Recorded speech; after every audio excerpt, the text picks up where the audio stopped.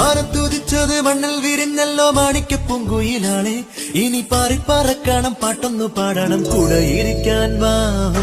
എത്താ കൊമ്പില്ല ഇനിയും വിട്ടാൽ വീഴില്ല കിട്ടാ പൂവില്ല തീയും തൊട്ടാ കൊള്ളില്ല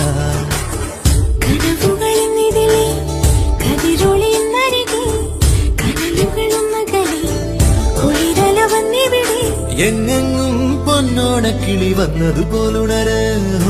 എത്താ കൊമ്പില്ല ഇനിയും വിട്ടാൽ വീഴില്ല